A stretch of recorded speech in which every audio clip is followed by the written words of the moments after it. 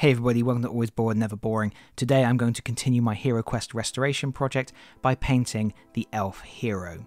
I've started by cleaning up all of the mould lines, or at least a good deal of them, because this was quite a difficult miniature to tidy up, and then I have sprayed with a Chaos Black primer. And we are ready to start. I'm going to begin with the hair, and we're going to coat all of the hair with corax white. You will need 2 coats of this to get really good coverage. And it doesn't matter at this stage about being messy.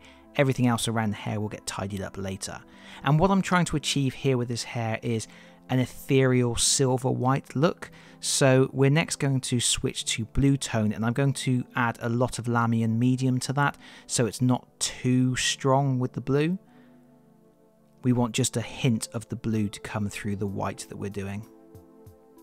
And I'll say now, I'm not entirely sure this was 100% how I wanted it to turn out. It looks a little bit like he's got a blue rinse at the end of it, but it's definitely not blonde hair. I didn't want him to end up with just blonde hair. So once that wash is dry, we're going to do a dry brush of Ulthuan Grey. That's going to go all over the hair, and obviously the blue will stay in the recesses. And then when that's dry, we're going to switch to any white. It doesn't really matter.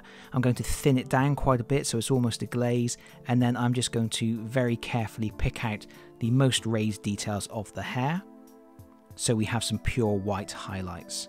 And that's going to finish the hair. Next, we're moving on to the face and the hands, and we're going to coat those with cadmium flesh tone. This has been thinned down a little bit and will require 2 coats. Again, you don't need to be too careful at this moment as long as you don't go over the hair that you have painted, because that hair is finished. There are 2 little ear tips pointing out through the hair. Make sure you paint those as well. And then when that is dry, we're going to do a Reichland flesh shade wash. And again, I'm adding a drop of lamy and medium to this because I don't want it to be a really strong dark flesh tone wash. This is an elf, and I want to try and keep the coloration of the skin a little lighter than normal. And obviously when this wash is going on the face, be very careful not to get it over the hair.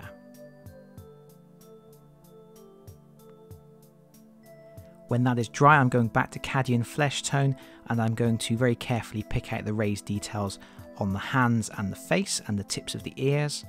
You can see here I am picking out the fingers. But this will also go on the forehead, the eyebrows, the nose, the lips, the chin. Anywhere where more light would land. And then when that is done, I'm going to add a drop of Screaming Skull to the cadmium flesh tone for a final highlight, which is just going to go over the nose and the eyebrows and the most prominent details, the cheekbones. Just for a final touch of highlight and definition on the face.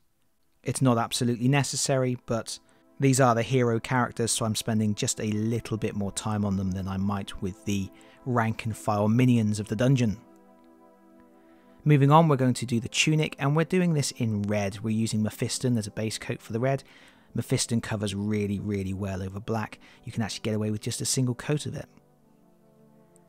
And of course, elves and things are often depicted in green, but the artwork for this elf is red. He's actually more of a high elf than a wood elf.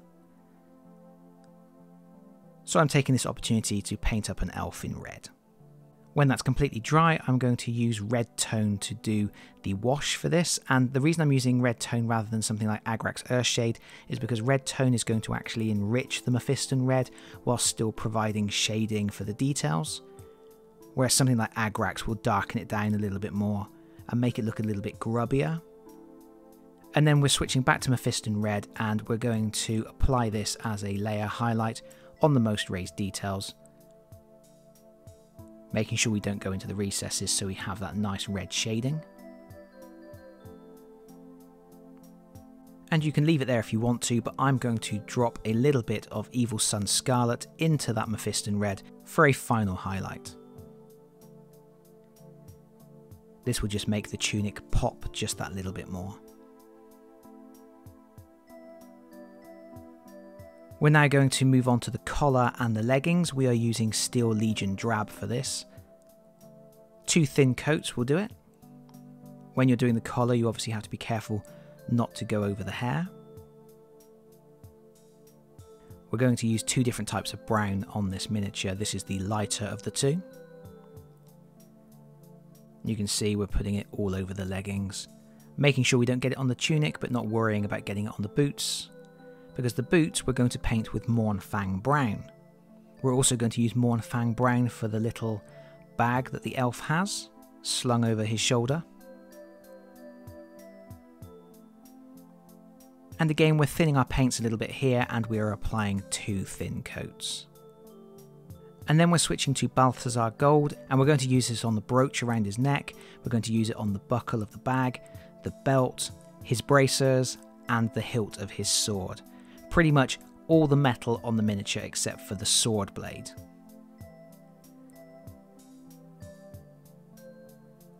And then when that's dry, we're going to do an Agrax Earthshade wash, and that's going to go over all of the brown and all of the gold. And after this wash has gone on, the browns will look a little bit muddied up and they will blend together a little bit, but we will rectify that because we're going to go back to our Steel Legion drab, and we're going to do a highlight over the Steel Legion drab areas. So this is the collar and the leggings. Picking out the raised details, making sure we don't go into the recesses so we get some nice shading and definition, whilst reviving that colour again.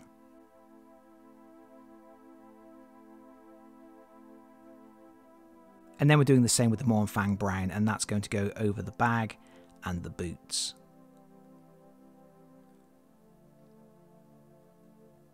I'm thinning the paint quite a lot here, and I'm actually applying 2 coats. And finally, of course, the Balthazar Gold. I'm just going to put a touch of that on the details on the belt and also on the bracers. And then we can move on to Leadbelcher to paint the blade of the sword. You can get away with just a single coat of Leadbelcher on that sword. And then a wash of Nuln Oil.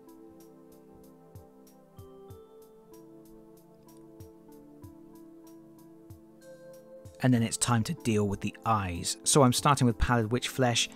It's time to hold your breath, brace the miniature, move as slowly and carefully as possible, and just dot in a small amount of Pallid Witch Flesh in each eye.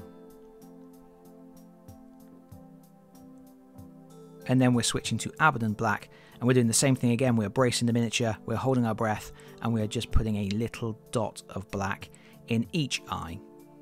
And then finally, I'm switching back to Leadbelcher, and I'm just going to apply a small amount of that on the raised parts of the sword. And that's it, except for the base. And I'm not going to paint the base in this video because I have a separate video on my channel where I show how I painted all of my HeroQuest bases. So you can check that video out to find out more about that. But once that base has been painted, this miniature will get a coat of varnish and he is ready to enter the dungeon. And I'm pretty happy with the end result there. But that's it from me for now. Thank you so much for watching. If you've enjoyed the video, please consider pressing the like button. If you really enjoyed the video, please consider subscribing if you don't already do so. And hopefully, I'll see you all again very soon. Bye bye everyone. Bye bye.